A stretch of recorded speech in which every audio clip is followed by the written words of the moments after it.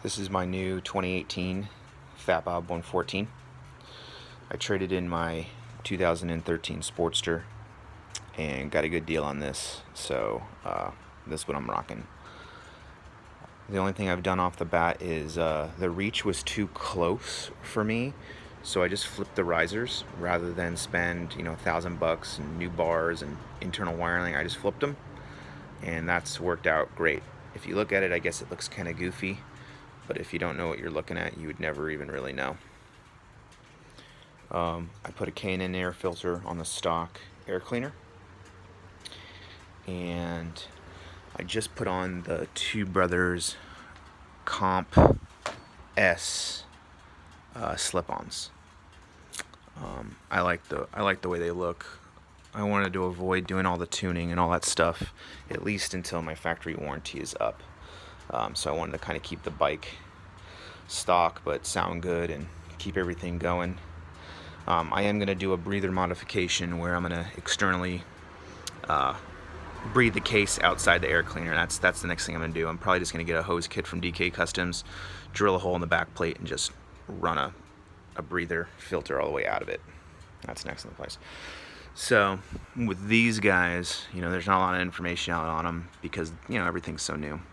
So they use the stock mounting bracket, and you have one mounting tab there. That's the original stock mounting tab, and then you have another stock mounting tab on essentially the back side of right there, and it mounts to the rear one, not the front one. The directions say it mounts to the front one, or it looks like it mounts to the front one. It does not, because then this slides down too far, and then you can't mount the bracket. The other thing that's in question on these is the stock heat shield has a kind of like a second heat shield that goes over the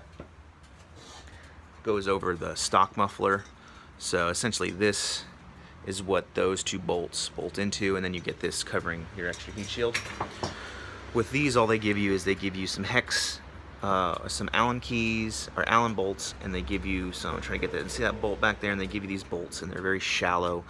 The screw doesn't really even get too much of a bite on it, and then essentially it just does a hose clamp just to kind of snug it up. So nothing too crazy, but if anything's going to be an issue, it's going to be these 4 bolts because of they're just screwed onto an Allen head, and then of course they touch that muffler, which ideally I don't personally like, but it is what it is. That's just how it works, and it's covered. So let's get this passenger peg down and out of the way. But essentially I kind of I dug the way it looked with the 2 mufflers, and I love the carbon tip. It's upswept enough where you're not going to drag anything. I'm probably going to go with a Corbin Gambler seat. This seat's actually really nice, so I'm not in too big of a rush, but I do like the look of those really deep step-up seats. And the Corbin seat has a better passenger width. I already have on order a sissy bar that I had on my Sportster from Ed Ritchie on Etsy. They're freaking awesome. And these are the Thrash and Supply Essential saddlebags. They're a little loose because there's really no way to attach them other than Velcro strap there. I'm probably going to get some Velcro zip ties, and then that way I can slide a Velcro zip tie between the fender and mount it to one of these other points on the bike. But they stay pretty good.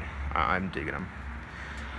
They're not getting melted or anything, or at least they're not getting melted yet. So we'll see what happens with that. But yeah, that's my brand new fatbob featuring these Comp S's. Oh, let's start it up, I guess.